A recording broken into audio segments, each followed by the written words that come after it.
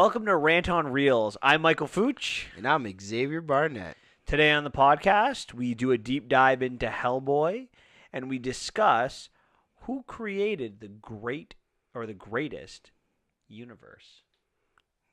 Yes, we do discuss that.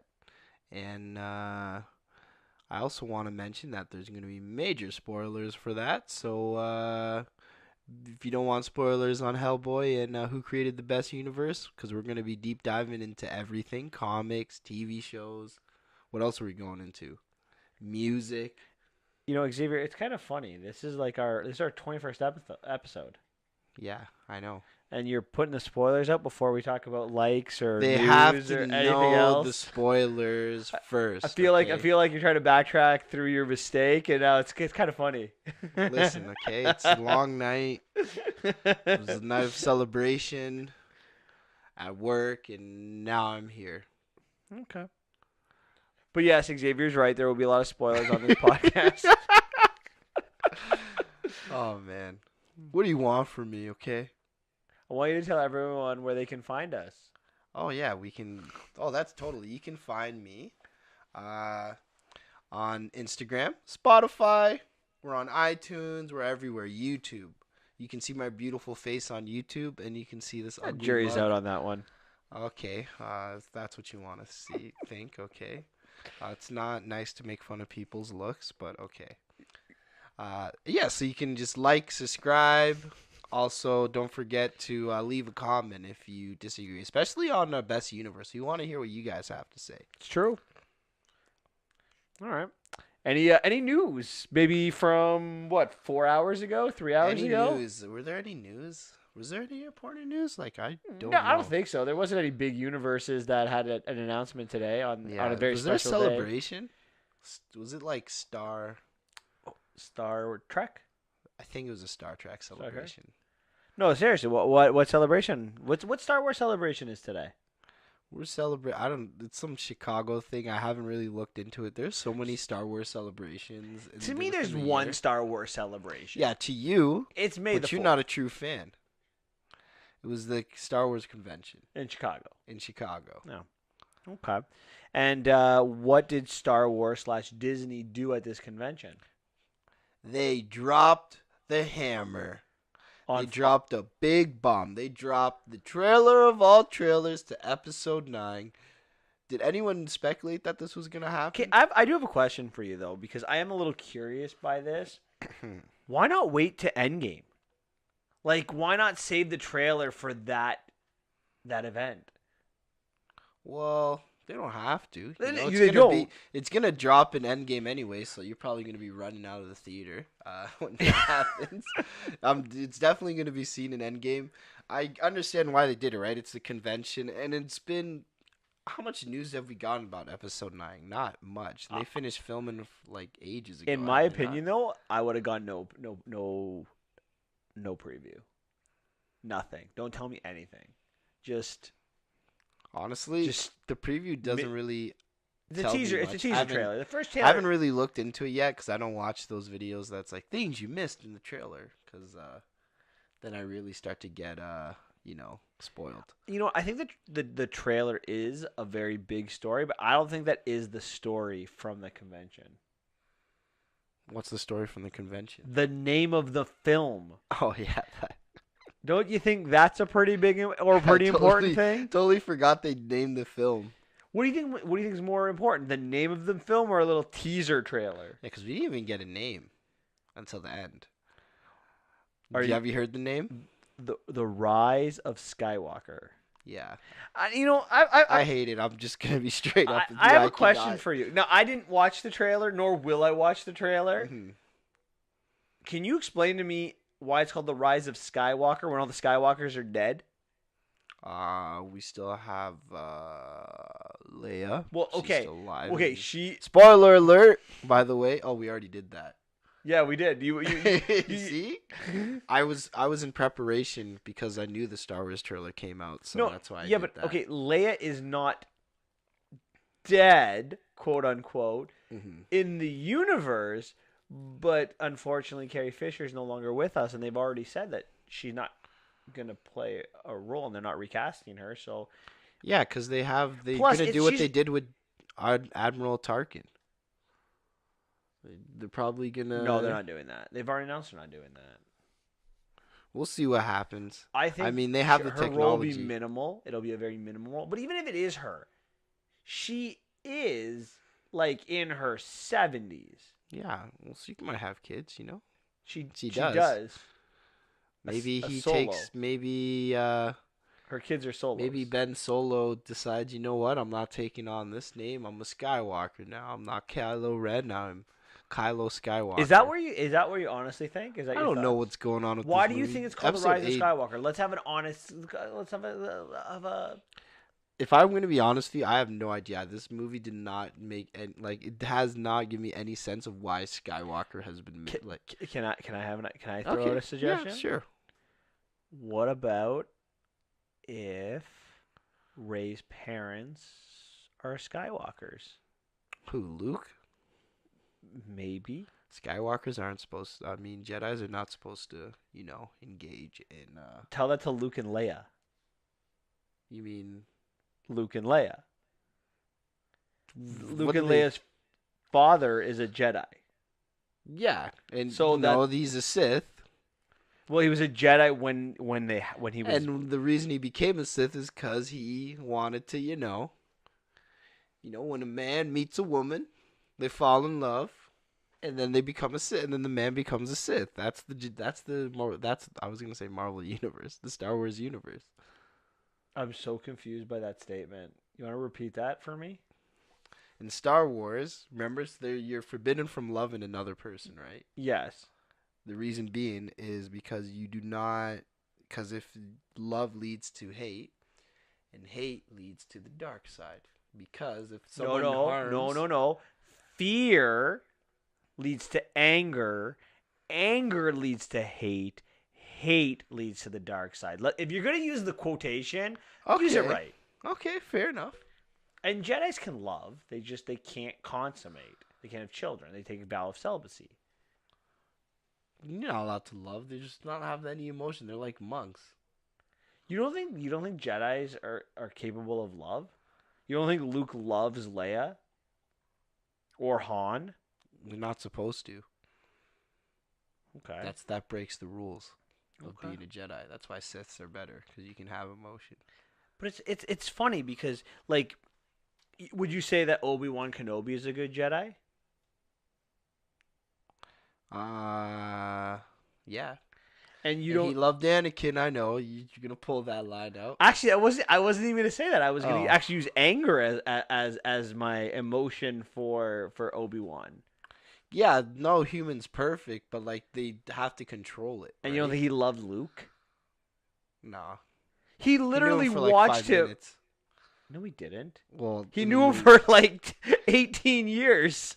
I don't think 5 minutes is the right answer there. Yeah, but he never interacted with him, so Okay, he didn't. He couldn't know him. fair enough.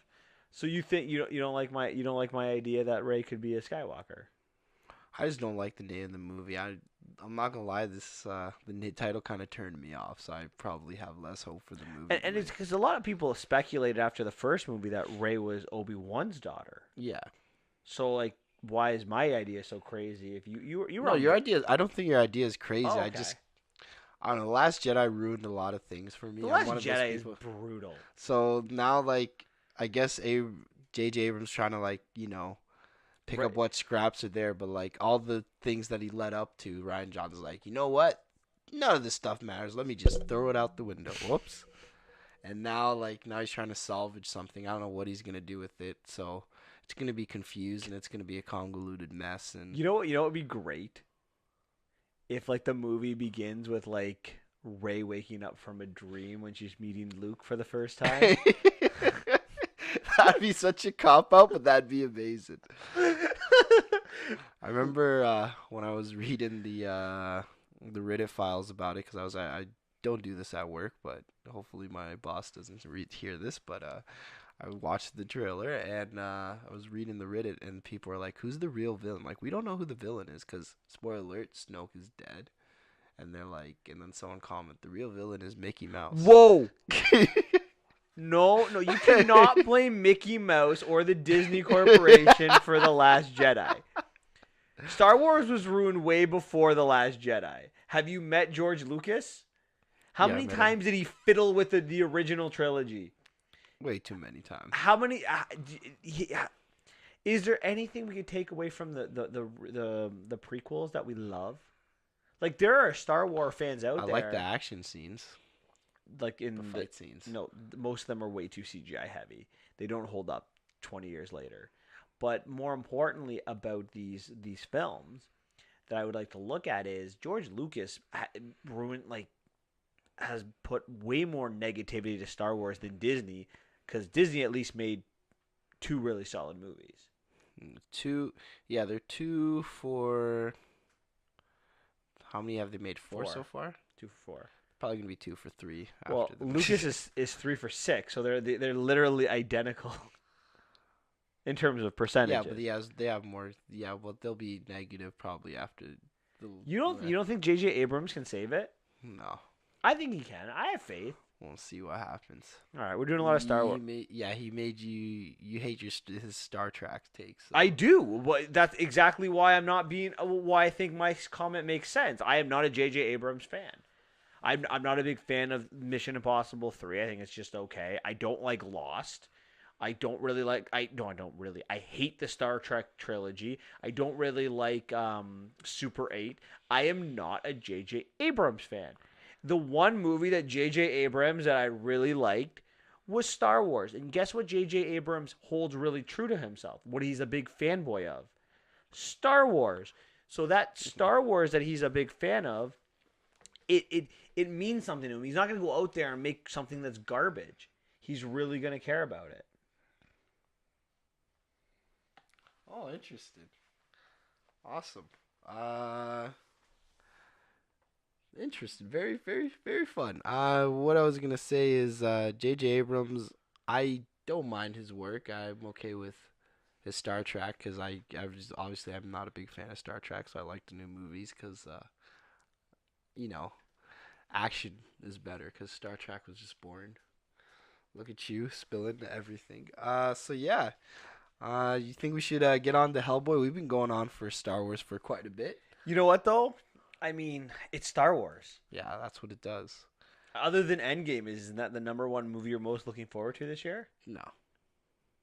What's the number 2 then for you? Spider-Man Far From Home. Oh, right. I forgot you're Spider-Man over Star Wars, though, eh? And it's I have a I'm question. even Game of Thrones over Star Wars. Wait, we're talking about some movies for now. Yeah, okay. Well, okay, I ask you this question. If this was Last Jedi, we didn't know what it was going to be. Would it still be Spider-Man over Last Jedi? Before we knew it was garbage. When there was still hope when there was still hope, then when you're yes. riding off the high. So okay. Yeah, because I didn't know what was gonna happen next. With Spider-Man, you kind of know what you're gonna get, Okay. right? Okay. So, Fair enough. but it got ruined for me, so I'm not on. I totally forgot that it was. I kept forgetting that it was coming out this year. I'm like, oh yeah, Star Wars is coming out this year. Yeah, because you're so. The last 2 movies have been brutal. Yeah, and Game of Thrones and Avengers just really eclipsed everything for me. So Well, Game of Thrones That coming happens. out 2 nights from tonight. woo baby. All right, let's get started on with Hellboy. Yeah, let's start with HellBoy. All right, let's start with our opening thoughts. Xavier, what are your opening thoughts on Hellboy? Okay, so HellBoy. Where do I begin with this? The story is very weirdly paced. It's That's an understatement. I know.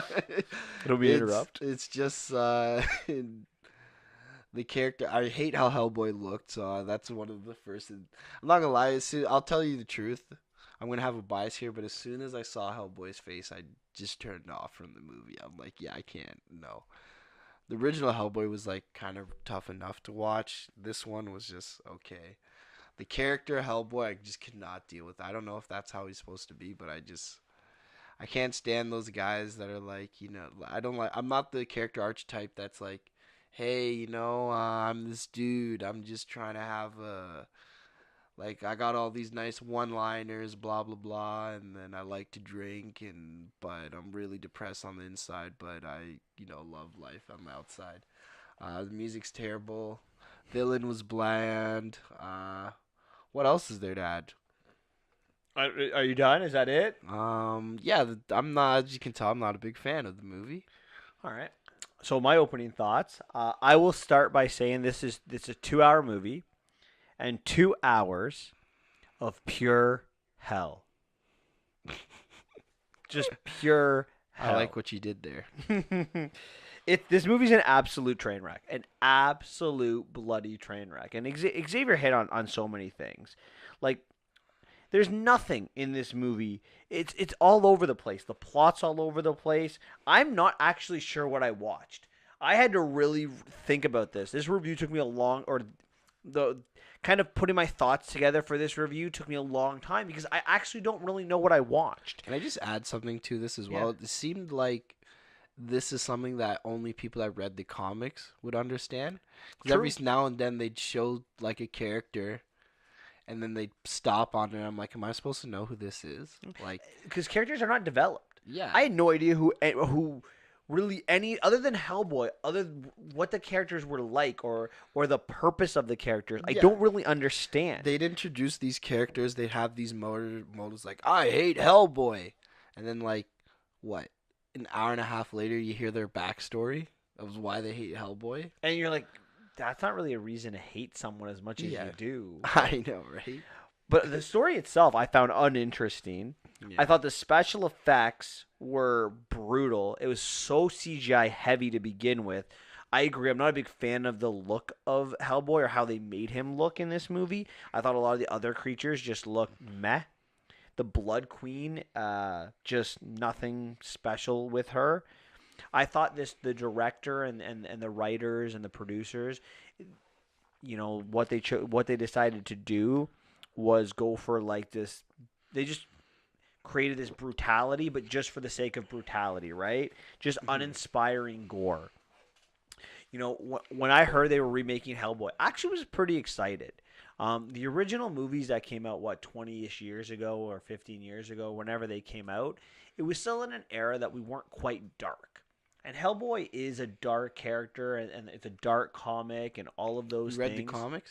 No, but I just from research and knowing who HellBoy is, like from people who like HellBoy, I knew that it was a very dark character. And the original 2 movies, which I've seen both of, they're dark, but they're not that dark. So when I heard this was going to be rated 18A, and in this more modern where everyone is dark, including Superman, I'm like, oh my god, they might actually make this into a really good movie. Instead, they kept the humor, which I'm assuming HellBoy is, but the darkness is meh. It's not really. It's not really edgy. It's not. Really. It's gory. It's gory. CGI. It's not really dark. All right, I want to get this review over with because it's hard to dive deep into a story that I don't really understand. Yeah, we just say this. We'll just do by sequences from scene to scene. Probably. That's what we normally do. Yeah. So the movie opens with narration. And when the narration was done, I just asked myself 4 questions. What? Who? Why? Really? Yeah, why did people hate more of the Blood Queen? Yeah. So basically, we have the narrator being the Broom, the HellBoy's father, is narrating this story, and it basically goes to a sequence from about 517 AD when the Blood Queen, or Nimru. I have no idea what her name is. I just called her the Blood Queen. The Blood Queen is going to take over the earth and set a plague upon it. And then Arthur, and to quote the narrator, yes, that Arthur, and Merlin, they're going to the Blood Queen to surrender. And then we find out the surrender was actually fake. And then we cut to the Blood Queen, they cut up the Blood Queen with Excalibur, and they place her all over England. Okay. Let me just stop you right there. All right. King Arthur. one of the most noble characters in all of fictional history, and one of the oldest characters have that. And Merlin, old, wise, brilliant, amazing Merlin, with all his wisdom, decide to trick somebody to kill them. And remember, I have a tough time believing that. That's just me. Let's start with even that concept. What is Arthur all about? Honor. Chivalry, right? The Chivalry, knight's code, yeah. the chivalric code. Does what happened in this movie sound very chivalrous? I don't know. It's kind of nice to chop somebody's head off. I think so. Do you? No, not even. It's the trickery behind it, right? Right. Like in a sword fight, it happens. Like in Monty Python, the Holy Grail, Arthur cuts up the Black Knight's limbs off from them. But after each time saying like, I don't want to keep doing this, right? There's a chivalrous with it. This is a horrible portrayal of Arthur. We can agree upon this, 100%. Right? Well, it gets worse. So this is my really question. Like, really? Yeah. This is what you did to King Arthur and Merlin? Yeah. If that's in the comics, I'm sorry. I'm off the comics already. I know. Fundamentally, but this is the big thing with me with like Superman, right? I don't like moral good characters being corrupted as villains.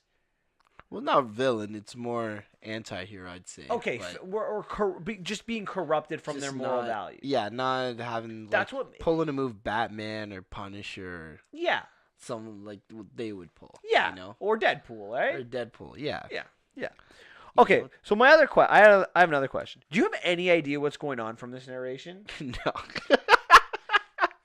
Like, I have no freaking clue on what I'm watching. I'm just like, why? Like, why are they? What's this blood witch doing? Like, what's her powers? Like, they don't even explain her powers. Like, what? She just releases the plague. Yeah, and why? And then rule over. They never even explained what her goal was. But I also have this question. So, like, are humans evil, or is the Blood Queen evil? Because later in the movie, we find out that this was supposed to be a truce between the monsters and the humans, and that Merlin gets punished for breaking the truce. For breaking this truth. He has to live forever. And has to exactly. So wait, are the humans the villains by not promoting demon equality? I don't know what's going. I don't quite know what's going on. I don't know what's going on. Like, I don't because she releases the plague after this truce apparently gets broken. Because he got betrayed by one of her witch friends. Yes. Yeah. And then the witch friend walks out with Arthur in the end. Yeah, I'm like, what was her purpose? It never explains it. Yeah, I don't. So I walked out of the first, or I'm sitting here for the first 5 to 7 minutes of this opening narration, being like, "Did you tune out at that point?" I won't say I tuned out. Please tell us when you tuned out. Everyone knows where I tuned out already. I'm excited. Anyways, we get to after the narration, we get the HellBoy. And then we meet HellBoy, who goes to Tijuana, and he's looking for Agent Ruiz, who is like his drinking buddy. Yeah. And he goes to a wrestling show. And Ruiz and HellBoy wrestle. And then, Ruiz turns into a vampire. Yeah. And then HellBoy kills him. And then he tells HellBoy depressed. he also, before his last words, he tells HellBoy that he will destroy the earth. And then HellBoy is depressed that he killed someone. Killed his friend. Okay, there's a lot here. First question. That's a vampire? Well, it's a man bat. It's different. No, they say a vampire. They use the word vampire. I guess that's what they use.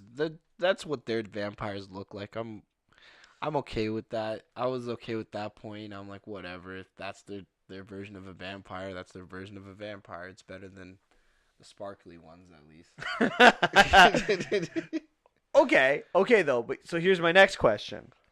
Now, people are taking videos with their cell phones of all of this. Mm-hmm. So, do the people in the real world know about demons? Well, HellBoy can walk wherever he wants, and pretty sure he's a demon. So exactly. So. Demons are walking around. Is this like a normal bit of life? If so, why don't we know about this? Well, he thinks he's a creep. Well, everyone thinks he's a monster, right? They're like, ew. Okay, but hold on. Let's not worry about HellBoy first. Let's talk about the vampires. Let's talk about the bad demons. Like, Okay. are humans aware? Are human beings aware of these bad villains? Uh, I'm assuming yes, but it's not. I think this is something that's established in the comics that they don't specify in the movie. Well, in the original movies, it's all hush hush, right? Yeah. The soldiers go in first, and then they bring Hellboy and Abe and Liz into whatever Hmm. ever sequence they are, right? And then they leave. So I was under the assumption that they weren't, because otherwise, why would people be as afraid as they were if they've seen vampires before? That makes sense. That's what I don't understand. Like, I feel like this movie is just a disaster right off the beginning. Right off the hop. Uh, I am not tuned out yet. I'm still just jaw dropped, no idea what's going You're on. trying to make sense of what's going Yeah. on. So the next kind of sequence we have is like Hellboy gets sent by his father to the Osiris Club in England, and this is like 3 weeks later. And there's apparently a giant infestation where there's three There's giants 3 giants that are running amok. and they got to go on a hunt. And there he learns about his origins. He was born in by the Nazis and Rasputin, who tried to raise him for some reason, and then the I don't know how Allies. he was going to win the war for them, but I don't know. Well, I guess he's a demon, right? But like also in the original movie, when they talk about, well, I think Rasputin was the villain in the first movie. yeah. But when they talk about the Nazis and how like they talk about yes, your history has World War II ending in 1945, but Hitler didn't die until like 1957 or whenever it was. So like it was always hidden, right? That's why I really have a hard time understanding if this is hidden in this movie, because I think the first movie did a much better job establishing the universe for the audience. Hmm. I think that's where the movie like ultimately, where the movie fails, it does not establish the universe. No for idea the what's going on. audience. So, on this giant hunt, he's going to be betrayed by the English, stabbed like 15 times. I'm not gonna lie though, you have to mention the ridiculous hat he wore.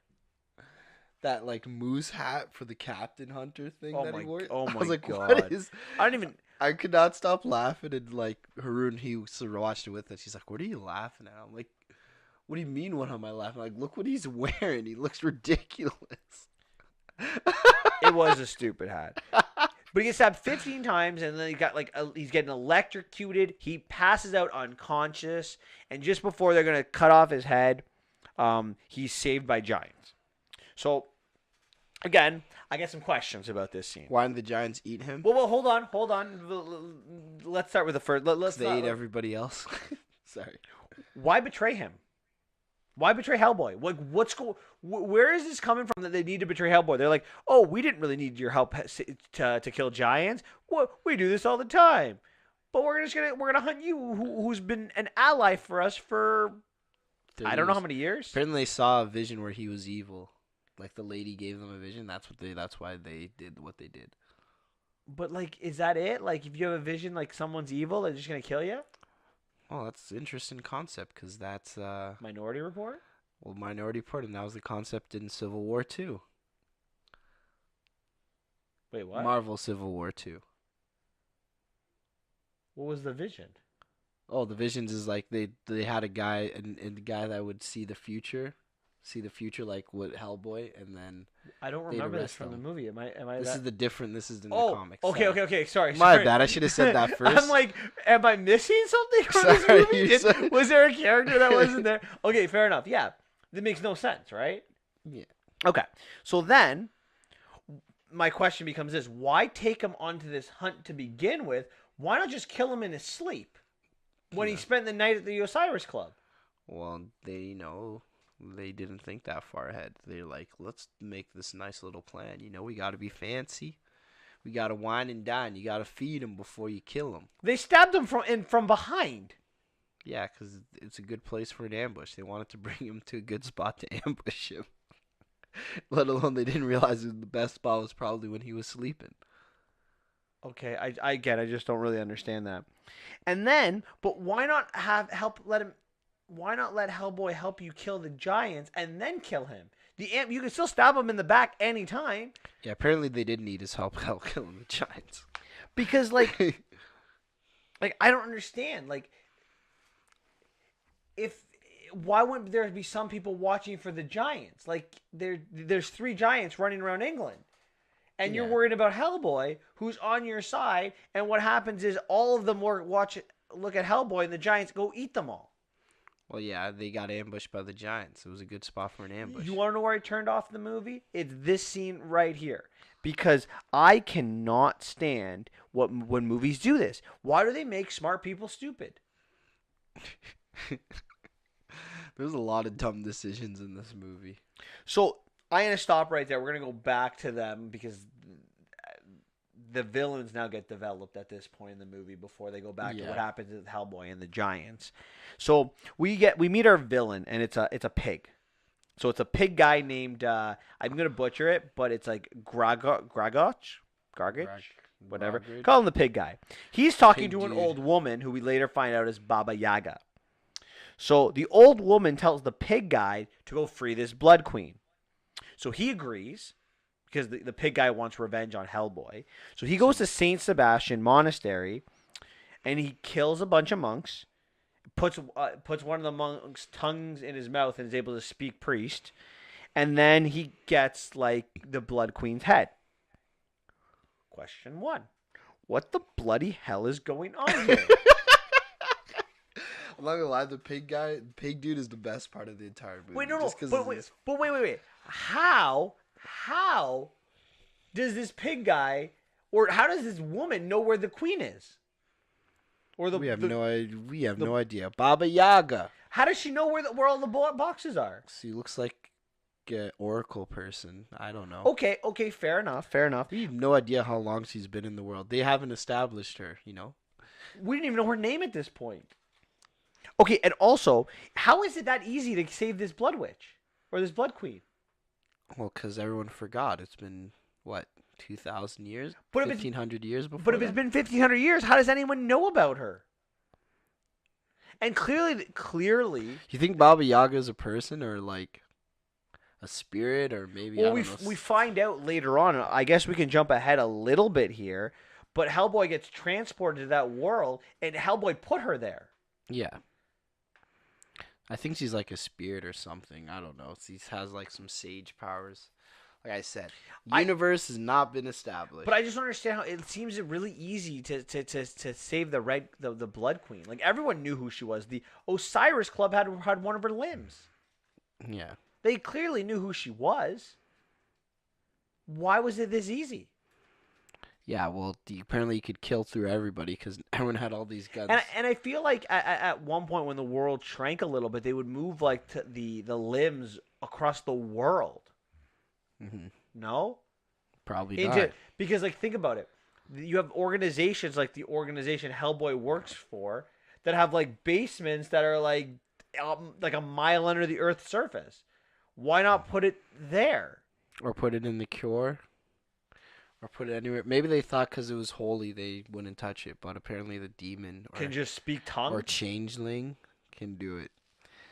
I don't know. I think that's stupid. Anyway, I'm not disagreeing with you. So we go back to HellBoy and the Giant. So HellBoy, pretty much dead, was unconscious, wakes up, and he sees the Giants eating all of these humans, and they don't leave food, right? That's the big thing. So they're piling all the dead bodies on top. He then gets up and then kills all the giants before passing out. After the giants do no damage to him, he just kills the 3 giants and is like, okay, now I can die. And then he wakes up in Alice's apartment. And we find out that he hasn't seen Alice in 20 years, but Alice can talk to dead people. And that's how she knew that he was going to be lying dead in the middle of nowhere. So she picks him up, puts him in the room. Now, Alice, for some reason, is going to join them in their mission, and apparently now she is the only person he trusts. So where does Alice come from exactly?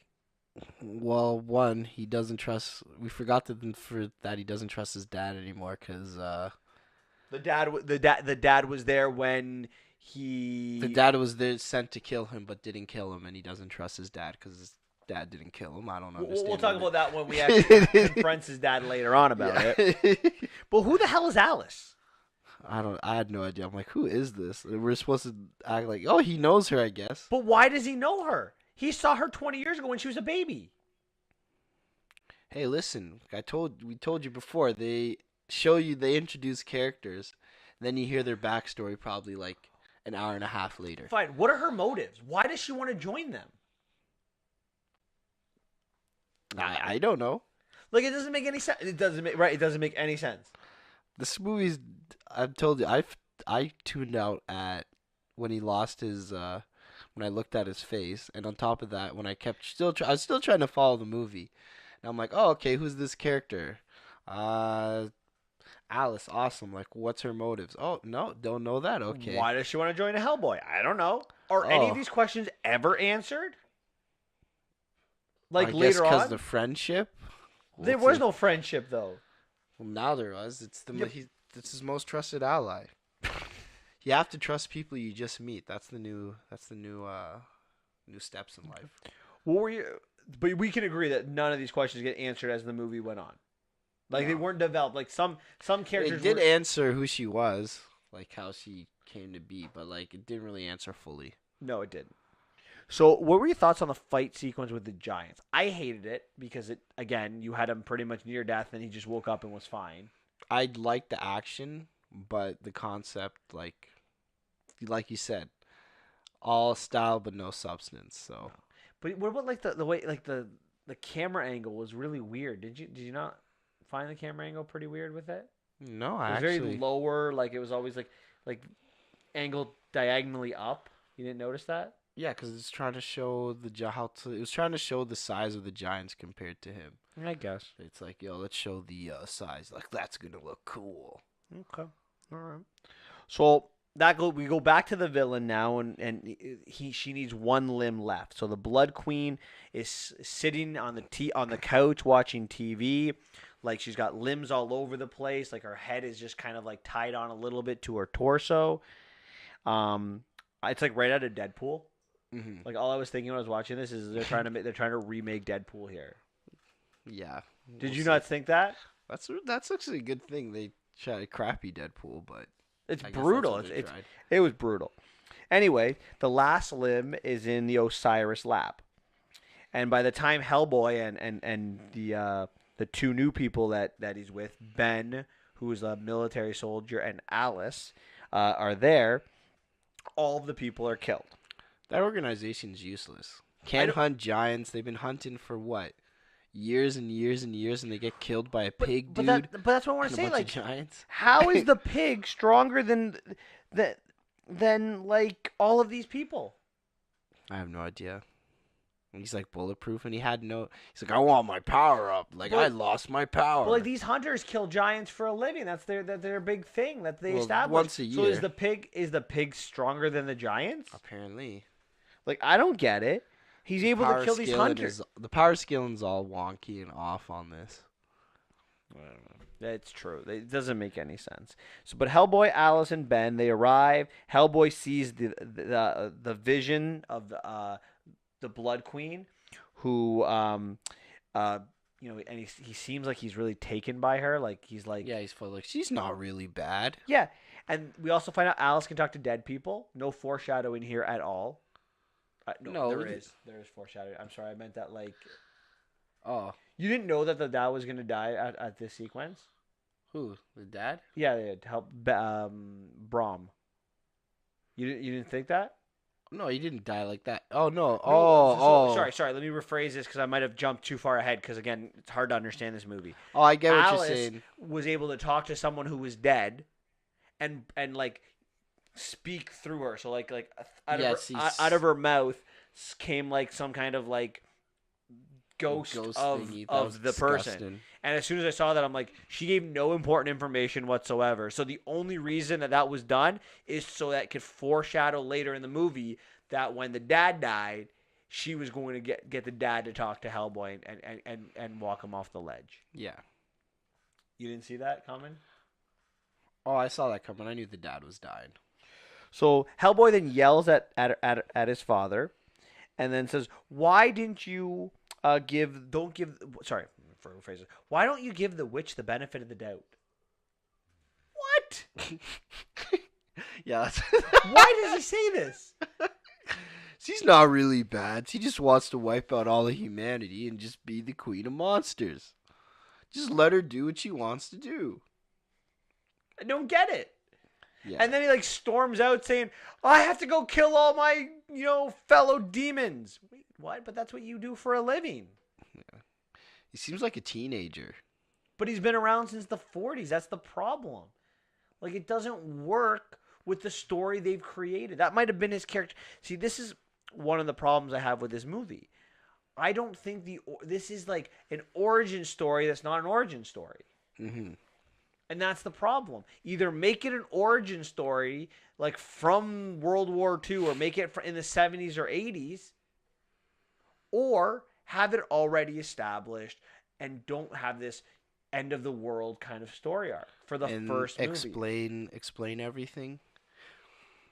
So we also get the pig's backstory. 20 years ago, the pig tried to take Alice's place, baby Alice. HellBoy discovered the ploy. The pig now wants revenge. By burning iron with him. And he's like, "You ruined my life. I was going to be a baby." Yep. Now the pig wants revenge. This is 20 years later. Why didn't he want revenge like 10 years ago? Well, the fairy puts him there, so I don't know what was going on. I don't know what's going on with that. So you didn't follow this either, because I had no idea what's going on here. Yeah, he got bigger, and then like he was a little baby, and then he got bigger, and then like he was upset about it, and he's like, so I thought what he wanted to do was get his powers to become a human again, but we see what he wants, the power, what happens to him. No sense. Anyway, Hellboy meets Baba Yaga. So after going to like through this like fight sequence, he goes into M11 headquarters, whatever it is. All the characters kind of go their separate ways. Ben goes to a special hospital or special bullet place to get a bullet that will kill Hellboy. Yeah. That's not really important to the script at all. Yeah, I don't know what's the point of that. Hellboy demands to know why his dad didn't kill him, as Xavier said. Yeah. Like, why did you kill me? I wanted you to kill me. Yeah, it doesn't make sense. Look, I don't trust you, Dad, because you didn't kill me when I was born. If you killed me, I would trust you. Because I'd be dead. So Hellboy gets transported to like this other dimension, and there's this home on wheels. It's not Homes on Wheels. It's the predecessor to the other movie, Mortal Instruments. Oh, the city on wheels. The city on legs. Now, I want to start by saying I have no idea what happens here, so I'm just gonna try to tell me if this makes sense to you. So, Baba Yaga is bad. Hellboy placed her in this alternate dimension and didn't kill her for some reason. He trades his eye to Baba Yaga in order to figure out where the Blood Queen is going to be. Because Baba Yaga wants her eye back. Is that what? Am I missing something? Yeah, that's what. Well, you totally forgot that they made out.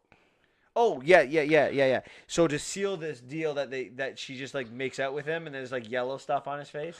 Yeah, and apparently she still has the power. Like, why do you put her in the dimension when she can just summon people to the dimension? I don't get it. Because like Hellboy, he put her in there, but like she can just summon you to come see her.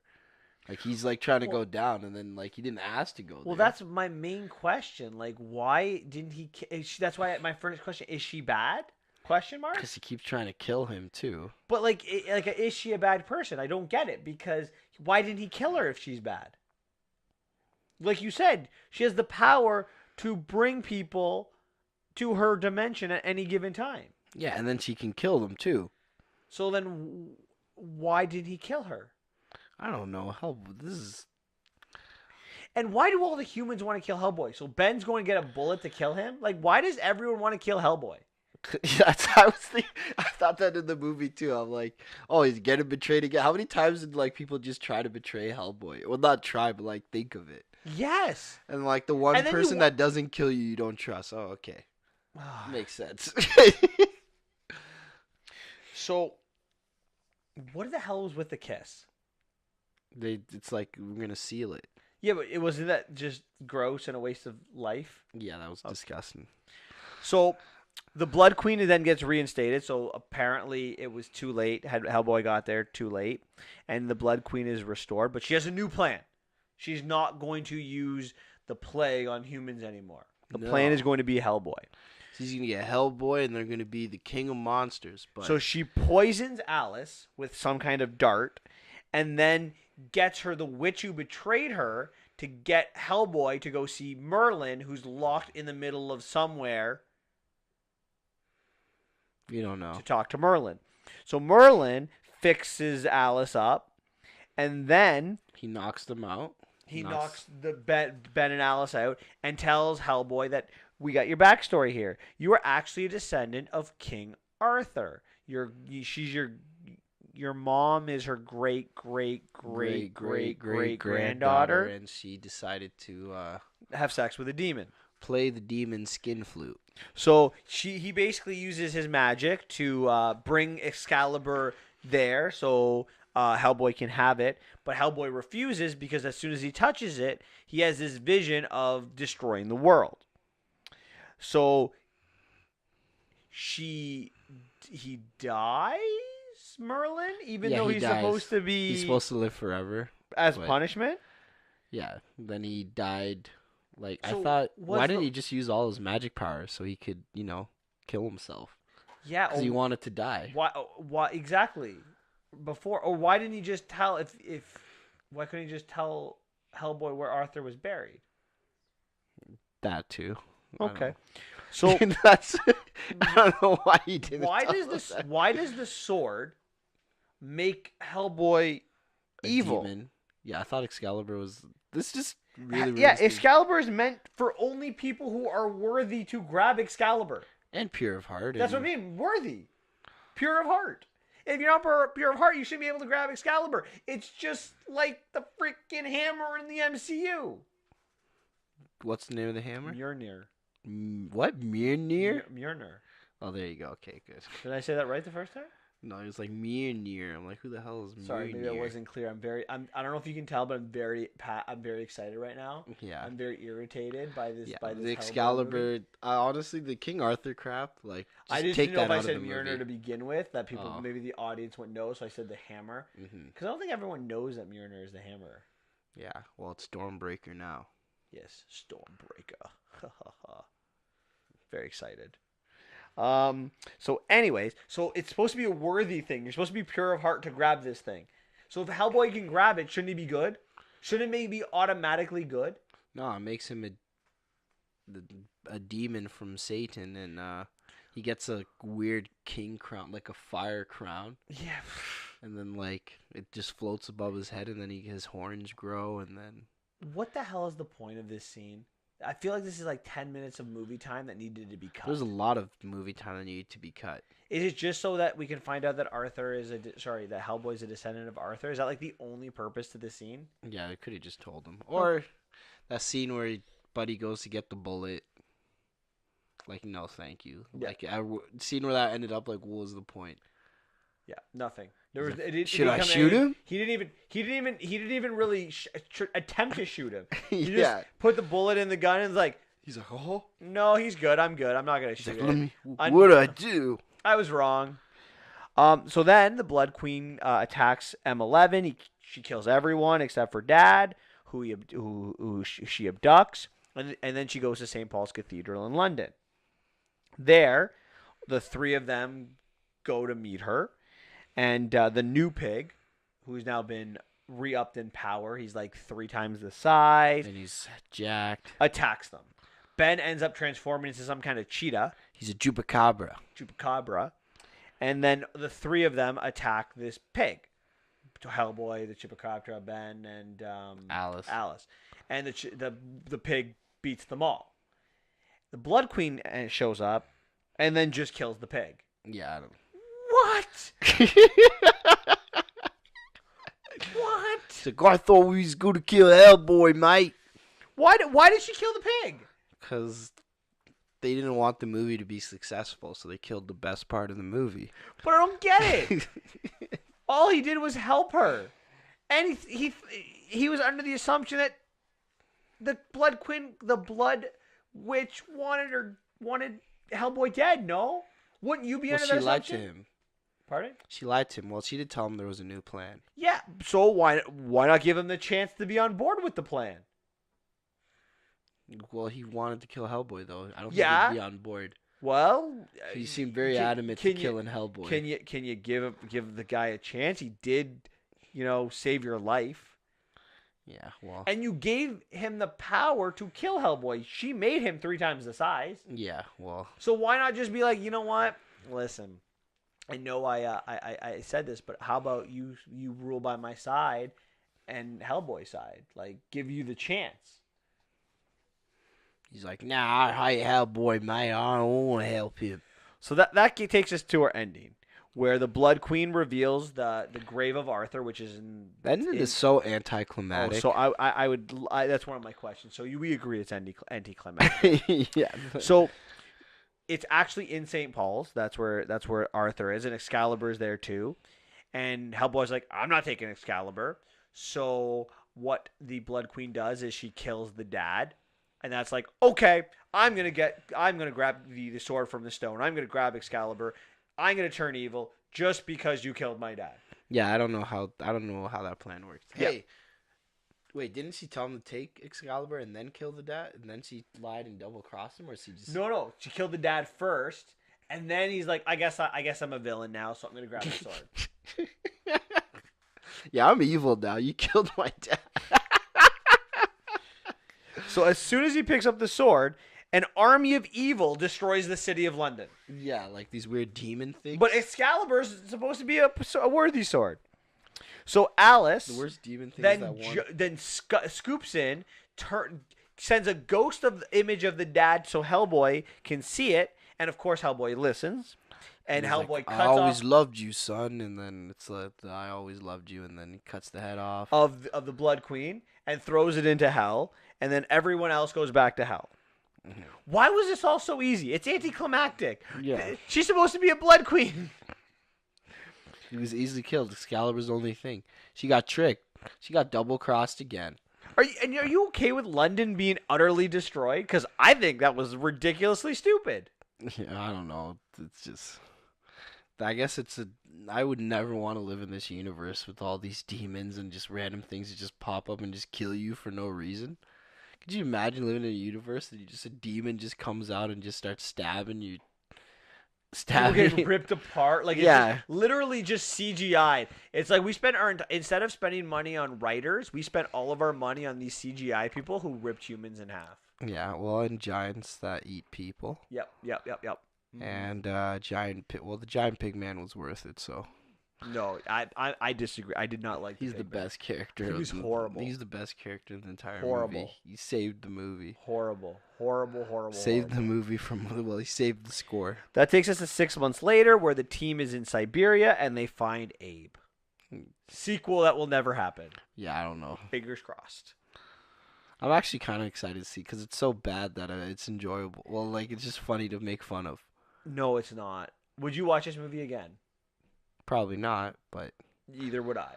Actually, I would watch it again to make fun of some. To make fun of some parts. I couldn't watch it. This is unwatchable. I'd watch it again. Unwatchable. I'd watch it again for Pigman.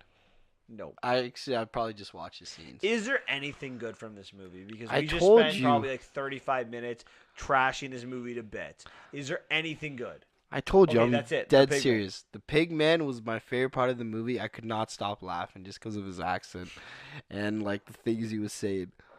Okay. So I will say I like David Harbour.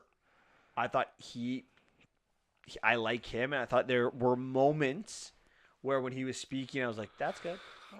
And I like the music. I like the old school rock that was brought in. I thought that was the only thing. So here's a question for you, though. What? Why do you think people like this movie? People like this? It has 13% by critics on Rotten Tomato and 72% by audience score. It's probably everybody that likes the comics that watched it. I feel like you'd only enjoy this if you read the comics.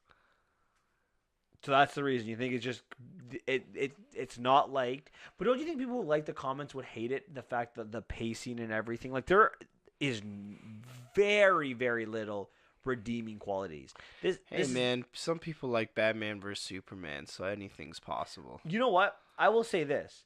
If Batman and Superman did not have comic book history that movie would still be better than this movie.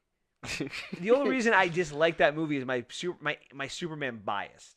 But as a movie, it's got to be better. No, it's way better. Like that, the pacing is way better than this. I've never like Batman vs Superman. I wasn't like, okay, like what's going on here? Like I would watch Batman and Superman again before I would watch this movie again. Yeah, you have This movie's in Power Ranger bad territory. Yeah, that's honestly, when we do make it like this thing, like I thought Power Rangers are gonna take it, but I'm gonna have to think of Hellboy as one of the No. Power Rangers is still worse than yeah, Hellboy. Power Rangers. Worst. I was never thinking. I never actively thought of walking out of the theater in this movie. That's why Power Rangers to me will be one of the worst movies ever because I my ass left the seat. Yeah, Power Rangers is by all right. One last question for me before we give our review, our ranking. Would this movie have been better if they had avoided the Hellboy equals the key to the apocalypse story arc? If they just made it about Hellboy, not about Hellboy going to be evil. Honestly, the way I think it, no. Just because the way it was written and the way it was paced and everything like that, even if they followed that story arc, it doesn't even matter. But it's one less thing. It's a lot of less things to develop. Yeah, it is, but like none of the characters were developed anyways. I tend to agree with you. I don't think you could have saved this movie unless you rewrote the entire script. Yeah, you have to pretty much start from scratch and just do something else. That's Get true. like just pretty much. Fire everyone and get it brand new. Like you can keep David Harbour, that's okay, and keep the guy that played the pig dude. Everybody else, Kim. yeah, everybody else. like See you later. Oh, you don't like Ian McShane, who played the dad? Well, Ian McShane. Yeah, honestly, for what he did, he actually probably had the best. I don't think I don't blame the actors. I blame the writing. Yeah, that's true. Okay. Do you have any questions about this? Anything you want to talk about? Anything we missed? No, it's we thrashed this movie. What are you giving this movie out of 10? So, I was gonna give this a 2 out of 10, but the saving grace of this movie is the MVP, Mr. Pigman, 3 out of 10. I'm gonna give this movie a 2 out of 10. It's unwatchable. Like I can't think of movies that would go less than 2 out of 10 because there's always one or two things that you're like, okay, there's okay things to it, and like I said, the music and David Harbour, but it's borderline 1.5. It's borderline a 1. It's one of the worst movies I've ever seen. Power Rangers a 1? No, 2. Oh, it has to be 1.5. Power Rangers has to be 1.5. Maybe I have to rewatch it. I have to rewatch it. I will That never is rewatch the it. worst thing. I think like Power Rangers is on par with Dragon Ball Evolution. No. Whoa. Dragon Ball Evolution is in terms of comparing to Power Rangers is a 10 compared to Power Rangers. You're out of your mind. Don't get me wrong. I would rank Dragon Ball a 3 out of 10. Dragon Ball Evolution is like 1.5. Oh, and Holmes. Holmes and Watson is better. Watson Again, too. Dragon Ball is still better than Holmes and Watson. That is that is like brutal. No, it's not. That's like Brutal. that didn't even follow the story either at all. I know. And I know. oh, well, All right. Are we done with probably- this? Yeah, Are we let's done with this? Let's to move the on. Next universe. All right. So we're gonna have a nice little discussion question today on the podcast. We're gonna discuss who created the best universe. All right. Now we're gonna get started on this, but we do have some Three criteria. segments. We're gonna talk about who created the best universe based on 3 criteria. Who do we think has the most successful universe, the most interesting, and just our personal favorite? Like, what's your favorite? Mm-hmm. So let's start with segment 1. So Xavier, I'll let you start segment 1. I'll start segment 2. Who do you think created the most successful universe? All right. Well, I'm not a Marvel fanboy, so I'm not gonna. It's very hard. I have, in my opinion, probably there's gonna be four, and I'm debatable for. Well, there's four, and there's one that kind of stands above the four for me. So I'm gonna go Star Wars, the Star Wars universe, George Lucas. Uh, the three trilogies have stand the test of time, but see, my question is like but then again, the action fee. Well, you're still like trying to figure this out, haven't you? We were talking about this question last week. You still can't figure out who you think has the most successful universe. Yeah, I'm still can't figure out. I'm just trying to discuss it. It's top of my head. Um, but yeah, I'd say Star Wars, obviously. See, I don't think Star Wars. Really? I don't. I mean, Star Wars has a lot going for it. And don't get me wrong, I think Star Wars is fantastic. But when you look at success, the original trilogy is very successful. The longevity of it, it's 40 years old. It still holds a lot of meaning to a lot of people. But Star Wars has a lot of misses. Yeah, the movies, but the problem with that is, so what really ruined the Star Wars franchise, is that's why people say Disney's the villain, is the expanded universe. So like the games, the books, the comics, all that stuff. Disney retconned all that and called it Legends, right? So that kind of what ruined the Star Wars franchise a little bit. So You really think that's what ruined it? well, not ruined it, but like obviously George Lucas It still tampering make- with a little bit. It still makes money. I'm Yeah. not disputing making of money, but we're talking success. Financial success is one element to me. Financial success is one element to I'm what not- makes something successful. I wasn't talking just the financial success. This is the fact that it had this entire expanded universe within it no, before Disney retconned all that. no, and I understand that, but at the same time, is a lot of what we saw isn't great. They Yeah. kept the great stuff. They kept the TV show. They kept the movies. Not all the movies. They Well, probably yeah. should've- Well, some of the one of the games like that's really popular, like the Star Wars Battlefront series, that was a super popular game. Knights of the Old Republic, the TIE Fighter games, the get games that are still there though. They're just not they're part there, but like they're not part of technically the canon. they're not canon, right? You're right. You're right, but you could look at that in a lot of things. Like I'm not James Bond. I don't think is the most successful, but there's a lot of non-canon James Bond stuff. It's still there. Yeah, it's there, but I mean, when you think of Star Wars, what do you think of? I think with the movies, obviously. I was gonna say Luke Skywalker, probably Yeah. Han Solo, right? You don't the success of the prequels or the success of Last Jedi or the Solo story, right? They're not good. Like there have been how many Star Wars movies so far? 12? 12? And how many of them would you say are studs? Want to say 5? 5. Okay. It's under 50%. I think there's 11 though. Yeah, it's 11, so. 12 coming out this year. So still under 50% of the movies that are studs. Mhm. Now, is it a very influential series? Does it have a lot of success? Absolutely. They're making a freaking park in Disney World that relates to Star Wars. Its success is universal. But I don't think it hits everybody. And that's why I don't think it's number 1. I wouldn't say one. I'm just saying one as in like. Oh, it's a big one. But we're asking. The question is, what is the most successful? Not.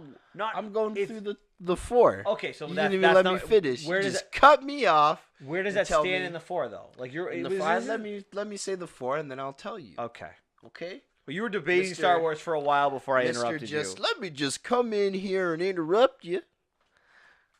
All right. So next, obviously, we're gonna go with Marvel.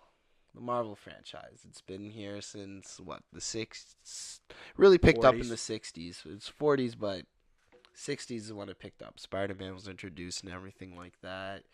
The movies have been they probably had the most successful movie franchise ever.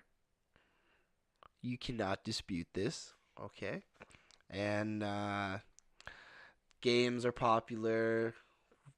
Their heroes now they were able to turn heroes that were B-listers into A-listers. They had it all. What's number one, Xavier? You explain all of these. I want to know what number one is. Don't just tell me all of the ones that are successful. No one's gonna dispute. No one's disputing that Marvel and Star Wars are successful. I'm just saying, okay, fine. I'll say the Marvel movies. That's number one. Marvel one, yeah. See, I don't agree. Okay, what's number one? See, now where I do tend to agree with you that Marvel has the longevity of that is required. It's been around for a very long time. It's fanfare for almost everyone. It hits a lot of the markets. I don't think that it has. That's probably my number two.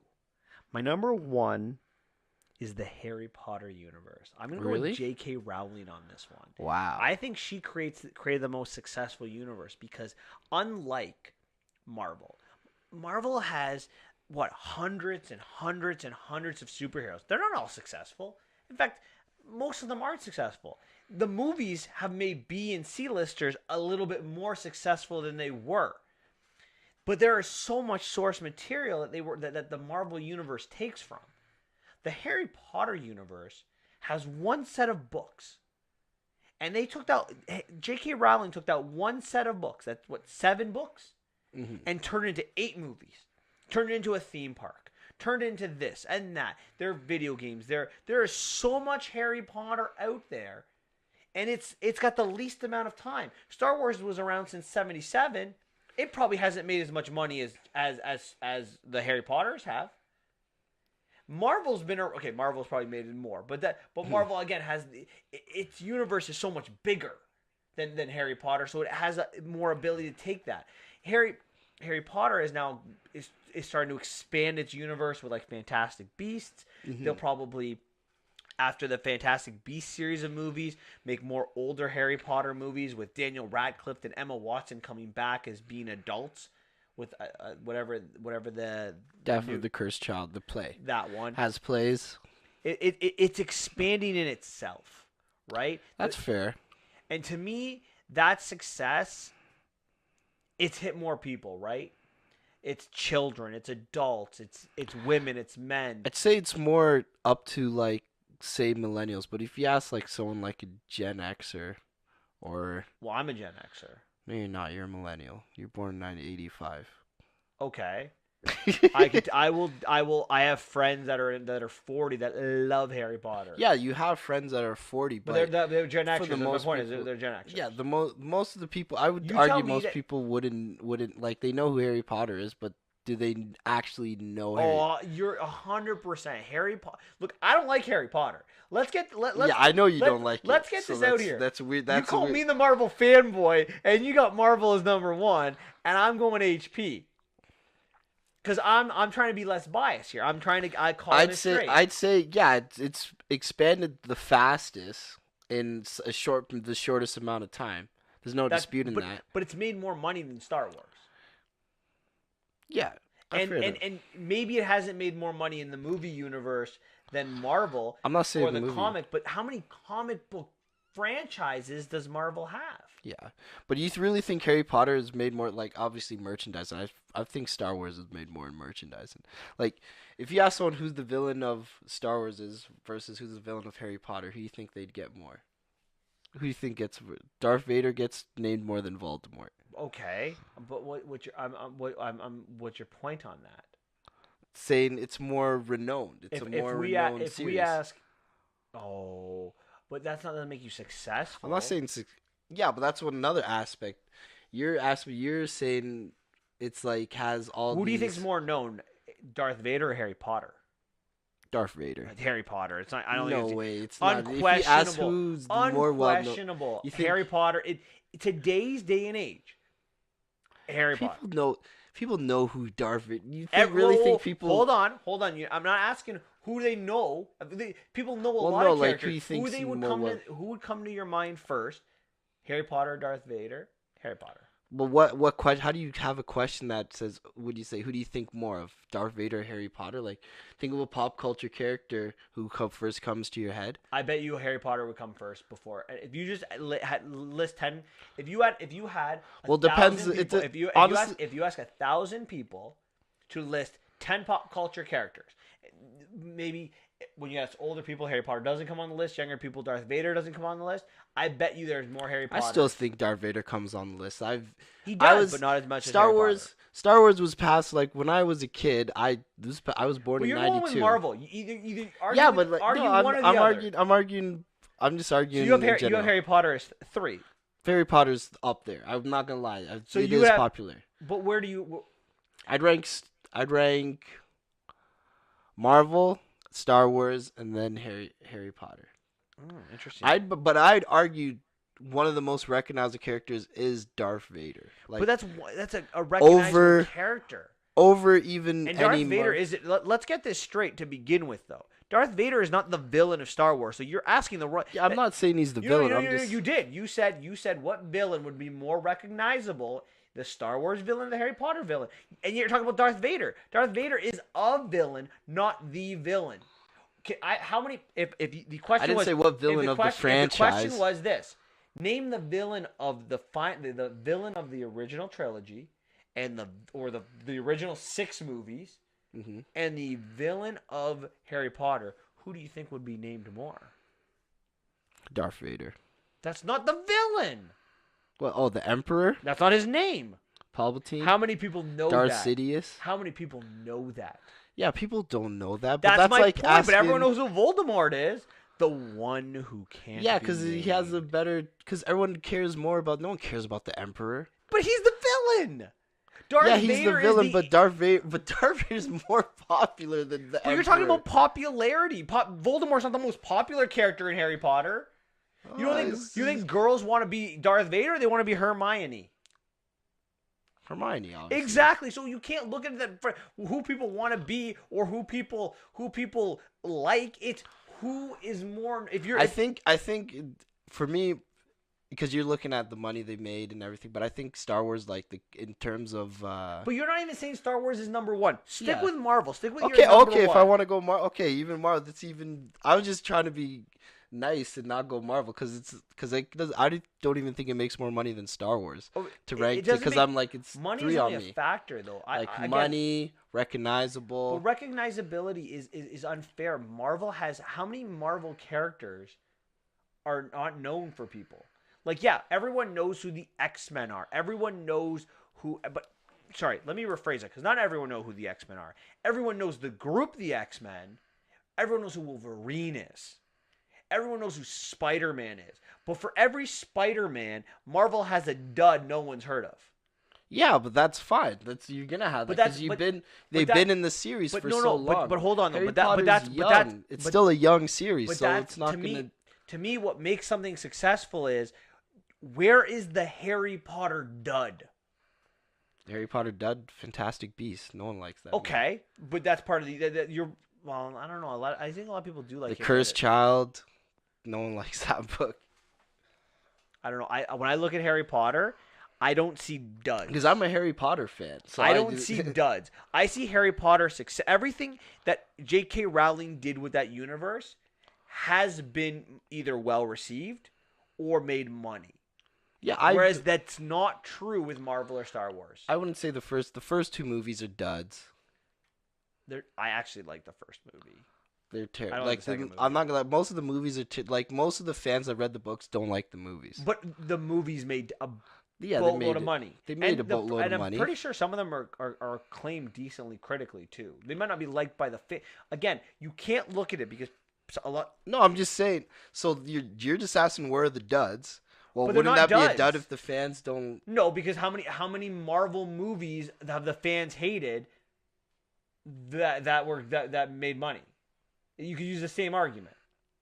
Yeah, I'm just saying. I'm just saying. So if we're talking about duds. Like made no money. Yes, like Fantastic Four.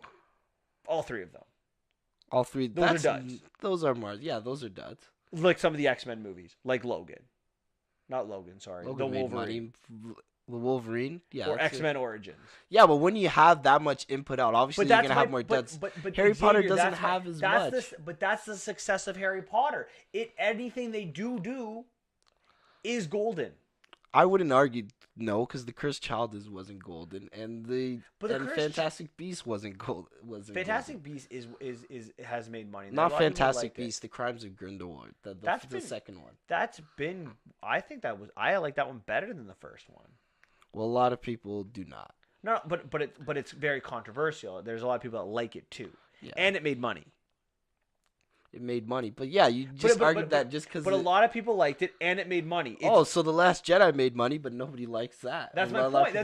At least, but Harry Potter, the Crimes of Grindelwald, made money, and people liked it. No one likes the Crimes of Grindelwald. That one was the worst one. People were like, "What is going on?" All right, fine. I'll even give you that one dud. That's the one dud. So one dud. Compared to how many from Marvel? How many? Yeah, from but Star like, Wars? look how long Harry Potter's been in the game for. Obviously, you're not gonna have that much duds yet, but you're gonna fall. It's gonna fall. It's gonna have a dud. Okay. Wait till the next books come out. Let's take that. How many years? When was the first Harry Potter released? I want to say 90s. So let's say, want to say 95? Yeah.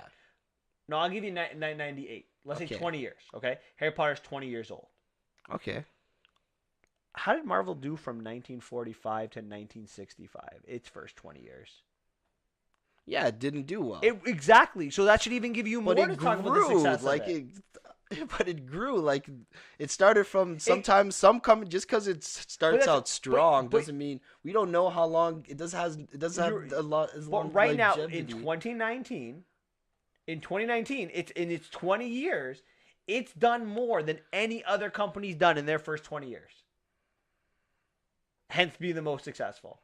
Well, yeah, just because of the first 20 years, we don't know. Well, in 10 years, we'll ask this question again. Okay. And in 10 years, maybe my answer will be different. But in right now, as of April the 13th, 2019, the most successful franchise is Harry Potter because it's chugging on all cylinders, doesn't really make duds. Okay, yeah, but what's been more successful the last 10 years, though? Marvel's been more successful in the movie industry. I will agree with you. Movie industry, merchandising industry, not in book sales. Book sales. Harry Potter's done, right? That's horrible. But Harry Potter. Yeah, but it's still. But last 20 years, it's been so successful, right? It has. This part of the ride. I'm pretty sure the ride, like, people go more to the Marvel superhero rides than the Harry Potter rides. No, that's Xavier. Universal. Xavier. You got to know your stuff on this one. Trust me.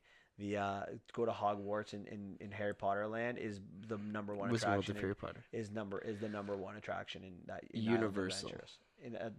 That Marvel and the Harry Potter in the same theme park. The same. It's called Islands of Adventures. It's in Orlando, Florida. Universal Studios has two parks. One's Islands of Adventures. There's the Marvel World, and then there's the Harry Potter World. The Harry Potter World, the number one attraction in that theme park. So if you're using that as your example, you're helping my argument. Okay, so you win that one, but I'm dead bent that you can't argue. Okay.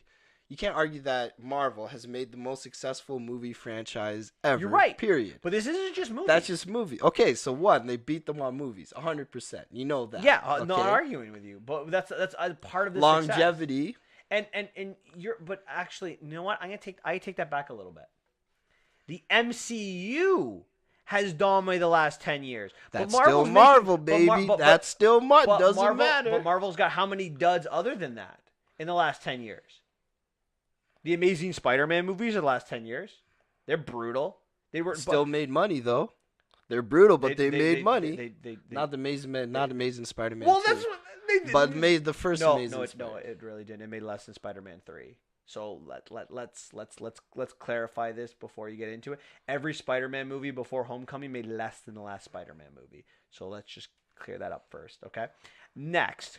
Still made money though. Even that's because it made less. John Carter made money. It doesn't mean just because you made money doesn't mean.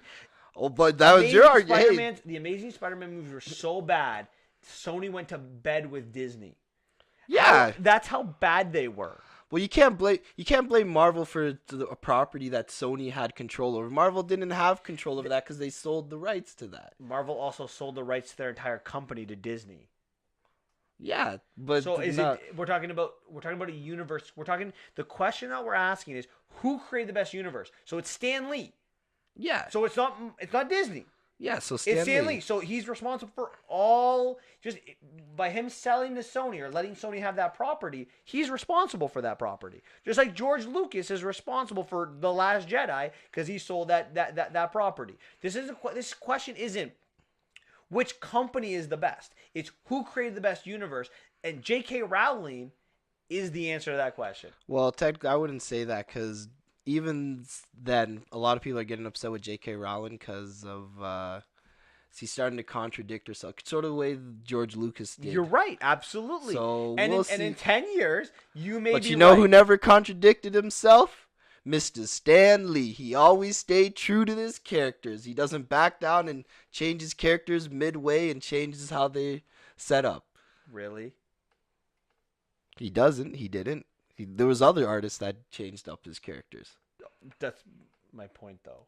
Anyways, are we done with successful? Yeah. So you're sticking with Marvel? Marvel, 100%. I'm sticking with Harry Potter. I'm not. I'm sticking with J.K. Rowling, and I don't like Harry Potter. So I'm just going to say that out there, but you can't argue. In 2019, it is the most successful franchise. And Xavier's 100% right in what he says, that J.K. Rowling is going to tweak things. She's going to change things like George Lucas did. She's going to try to expand her universe to make more money, and that could hurt the universe, just like it hurt Marvel and just like it hurt Star Wars. But right now, in 2019, I don't think it can be argued. I think it's too young to say it's the most successful. That's my problem. Okay. Right? If it can let Marvel's had some rough patches, but it bounced back. I agree. Marvel would be my number 2. Bounced back. Marvel would be my number. You think Harry Potter could bounce back? Stan Lee is my number 2. No, but Marvel. See, the thing with Marvel you don't understand is you understand that throughout its history, including in the 90s, that Marvel was almost bankrupted, right? Yeah, it's so been bankrupt, hold on, but it's hold on, prevailed, baby. But it's prevailed, baby. But they prevailed through their movie industry, not through their comic books. And their movie industry is so they had along. Their comic books. Yeah, their comic books weren't but, as successful as it used to be. That, so they found a new outlet to go and be successful in. And what happened when they decided to go into movies? What happened? What happened when they went into movies? They made a lot of money. When they made the MCU. What happened with the MCU? Well, the MCU is one part of it, Xavier. Well, look at that Mr. Fanboy here. I am a fanboy. I'm an undercover fanboy. Just remember, you're more the fanboy than I am. I just want to ask, what happened? What is the most anticipated movie of all time that comes out in 2 weeks? Is it Harry Potter and the Philosopher's Stone? Oh, no. What is it? Starts with an end? Starts with the game? Oh, it's Endgame. You think Endgame is the most anticipated movie of all time? You're crazy. Look how many memes there are about it. Yeah, but memes. There's everybody knows about it when the snap happened. Xavier. Memes did not exist 10 years ago, so it's a very yeah, but they got Crimes of Grindelwald. No. They got Fantastic Beasts. I'm not even arguing it's Harry Potter. I'm not. If we're going by most anticipated movie of all time, it might be The Force Awakens. If we're really going, going it, or even Phantom Menace. Probably Phantom Menace, I'd say. No, I think Force Awakens. It's one of those two. There are. I wouldn't know Force Awakens. People were upset that Disney bought out. You know how a lot of people have the hate for Disney. So when they bought, a lot of people like. I think it was the opposite. I think a lot of people saw Disney as a savior for Star Wars. I don't know about that. In my circle of people I talked to like at work and things like that, they were very excited for Force Awakens. Now, granted, I think, but either way, it probably was Phantom Menace, right? Maybe Phantom Menace. That's my point, though, until the end of Infinity War. Until the spoiler alert. I don't know. Until the snap. Okay. So we're curious to know what you think. I went Harry Potter. He went Marvel. See what happens. All right. Okay. So the most interesting. That's our second point of this. It's Marvel, baby. Actually, no, I'm just joking. Actually, I have one more question for you. What was your fourth? Like, what was the other one? You said you were thinking of 4. I was thinking 4. I was going to say Game of Thrones. Oh, I wasn't even thinking that. I was going but Tolkien it's as my. young. I was my three that I would have looked I at. My was top thinking three were Tolkien too, were though. number one J.K. Rowling, number two Stan Lee, and number three Tolkien. I didn't have Star Wars in my top three for success. Wow, wow. Again, I looked at it as a dud thing. Star Wars is financially maybe one of the most successful, but But I you can't. think about it, two of the most anticipated. You just said two movies were the most But it's not anticipated of all just time. movies, and I mean, the Lord of the Rings. But yeah, It didn't only made 6 movies in between them, right? But their universes, is Dungeons massive. and Dragons is like a Lord of the Rings thing. Like you want to talk about the geekiest of all geekiest people, the fantasy of all the OG fantasy is the Lord of the Rings. Yeah, no, I was No just. Lord of the Rings, there might no be Harry Potter. There might not. Who knows? That's what? interesting that you said that because when we go into the next field, that was about everything you're saying is what I was gonna say. So now you just ruined my next segment. So thank you for that. Oh, sorry. Spoiler alert. The most interesting for me is gonna be Gene Roddenberry. Who did he? And What did he make? Star Trek. Oh, that And sucks. Sorry, I'm joking. I think a lot of what the other people we've talked about, the Stan Lees of the world, superheroes are really interesting, but superheroes are just action heroes. J.K. Rowling created this really cool. No. Sorry. J.K. Rowling created this universe of magic, which is interesting. But at the end of the day, it's a human journey with a villain. It's a hero's journey with, just the standard issue evil villain needs to be conquered. George Lucas's Star Wars saga really interesting, but they're glorified action movies. Tolkien really interesting, but same thing. Hero's journey, action stories, kill the villain. George R. Martin, same concept. Most universes that we will talk about are either action based or somewhat about some kind of journey. The Gene Roddenberry Star Trek is so different in so many ways because what Roddenberry decided to do is let's create a perfect world, the utopian world that most people will argue doesn't exist. And humans have moved beyond violence, beyond racism, beyond sexism. And, it got off to a rocky start in the 60s, but, I mean, we want to talk about influential. You understand that Star Trek is at the forefront of almost all technological development in our modern society, right? Yeah. Like the flip phone was the 80s the 60s communicator, the automatic doors, the freaking Bluetooth technology was how in 1987 the Enterprise communicated with each other. When they talk about, hey computer, do this for me, where do you think Siri comes from? The touchscreen technology.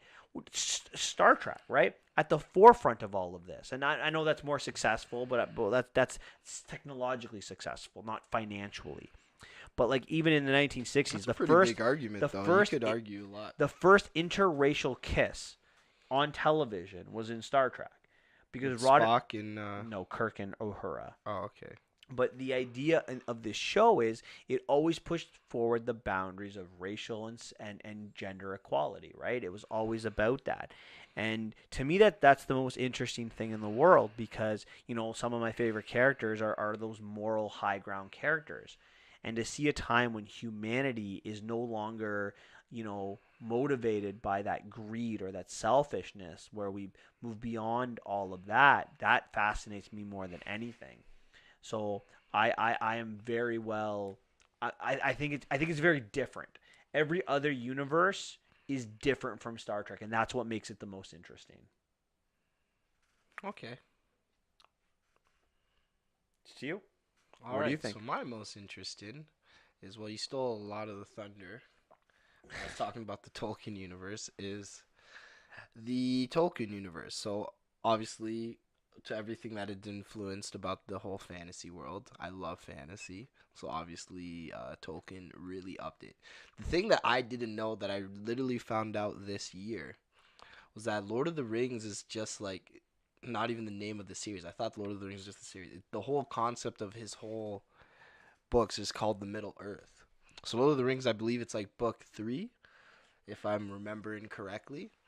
And so that saga, in an 11-book series, I believe, that's just one of the sagas. So he had this entire universe that hasn't even been touched upon, and they have so much things to go about it to flesh out, right? Peter Jackson, take notes. Yeah, please. Like, all I knew was like everyone just knows. Like, you talk Tolkien, people are like, oh yeah, The Hobbit and Lord of the Rings. I guess it was the most popular out of them, but I'm really interested to see like just how big, even how big the Lord. And it's fascinating that I thought Lord of the Rings was such a big, vast universe. To think that there's other, like, it's not even close to how big the actual universe is, right? So we can learn about like Sauron had a master, like we can learn the past about like what the ring really means, right? The Great Wars, obviously. I'm just a sucker for that. So that's something probably I want to look into this year. Start reading all the books about. Now, I have a question for you. Sure. If they made movies on all of these, would you still be as interested? Or once you've seen it all, it's new. That's why you're interested in it. Well, you asked me currently. You didn't ask me. No, you're right. You're right. But the question is, who created the most interesting universe? Is he created the most interesting universe because you don't know as much about it and you like it, or do you create the most interesting universe because it's actually interesting? Well, for me, it's actually going to be interesting. Okay. So okay.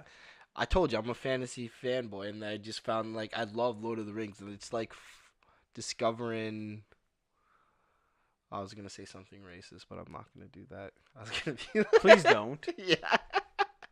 Just kidding. I would never do that. But it's just like when a kid discovers that. It's like the first time I seen the toy section at Walmart when I was a kid. Like, you cannot explain the excitement when you see that. They're like, look at all these toys. That's how I feel right now.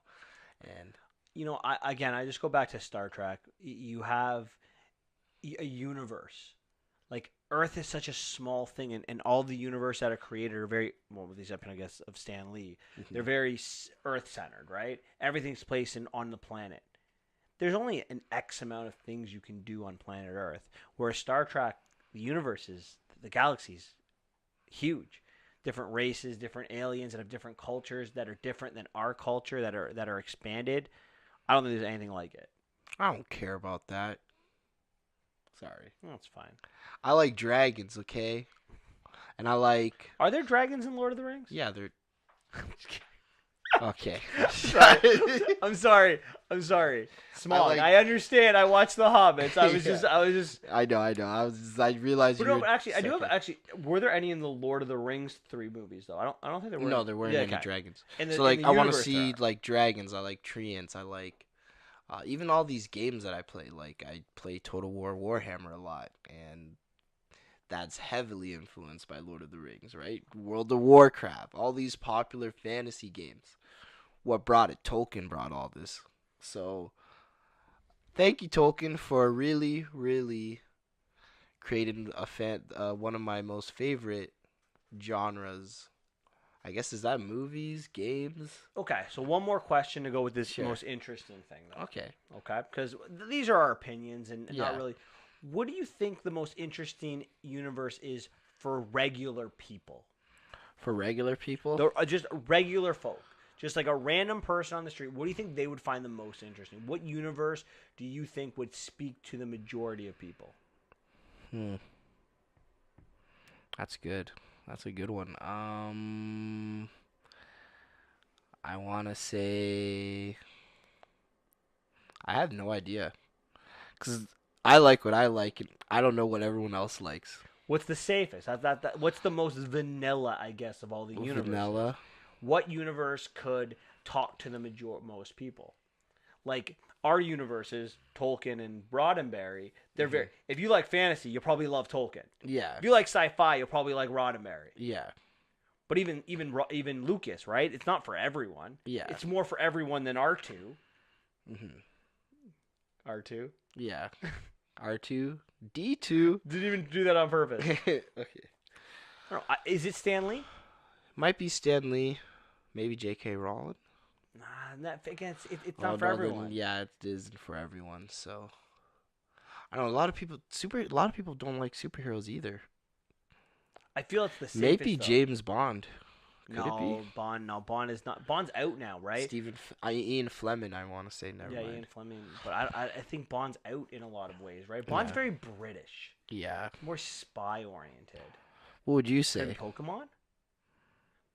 We did see everyone play that freaking game. Like it took the game by world by storm. Could that be the most interesting? Maybe actually if you really like animals, people see it as animal abuse sometimes. I don't know. It's interesting because like this idea of what's the most interesting kind of universe for people. I don't know. The best universes tend to be sci-fi or fantasy, right? Yeah. The most popular ones now. Could it be Game of Thrones? Could it be George R. Martin's the most interesting? Who doesn't watch Game of Thrones?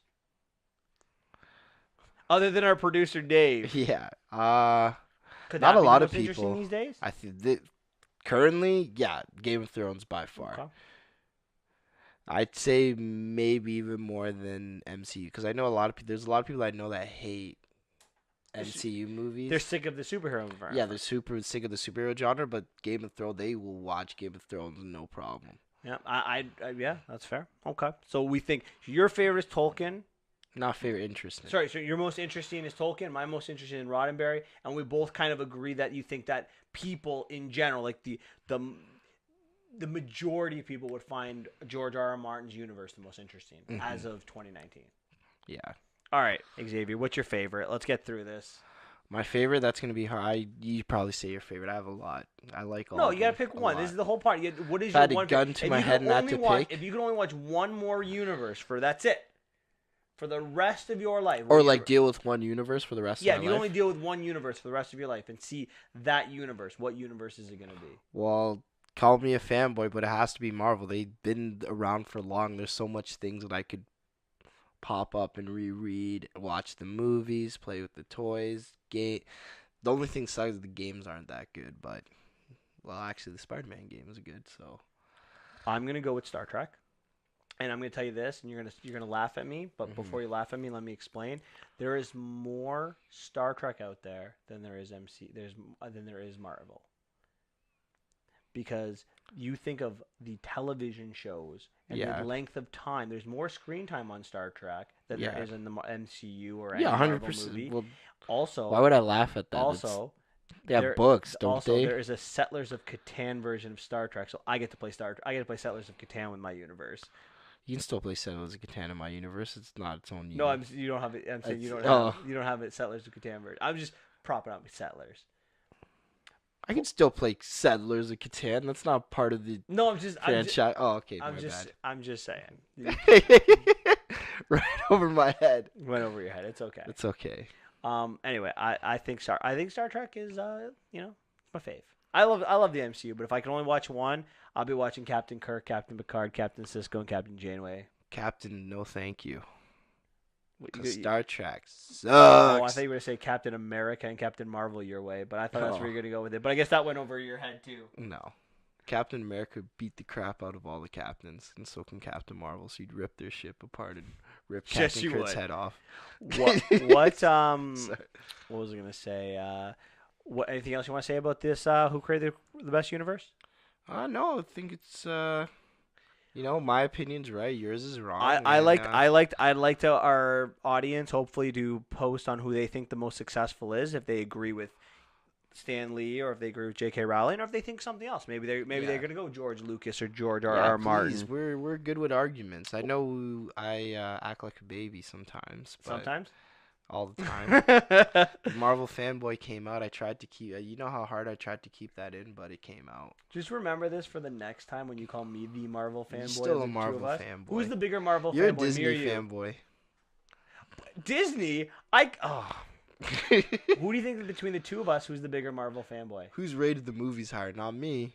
That wasn't the question, Xavier. Who's the bigger Marvel fanboy, me or you? You are. You think I am? You love every MCU movie. I do. But I don't like every Marvel movie. I don't like every Marvel movie either. Okay. All right. Fair enough. All right. Well, that's it for us this week. Next week on the podcast, we review The Curse of the Llorona. I think I said that right. I'll know more when we watch the movie. And instead of going to the vault this month, what we decided to do is to get you ready for Endgame. We're going to recap the MCU. So talk about the characters that you're going to be expecting in Endgame, talk about some of the villains, talk about some of the movies, just here and there, maybe snippets of every movie. We haven't decided yet. We're gonna figure that out over the week. And maybe there's another movie or two that we go see after it came out this week, I think, and who knows. But make sure you guys all watch Game of Thrones because that's the most important thing to take out of this episode. And yeah, I think that's it. Anything else you want to say? Yeah, make sure you watch Game of Thrones, guys. It's the most anticipated TV release ever. And don't forget to subscribe and like us because we all like that. That was wonderful. I like that. It was beautiful. All right. Anyway, guys, have a wonderful week. We'll talk to you next week. Rock on.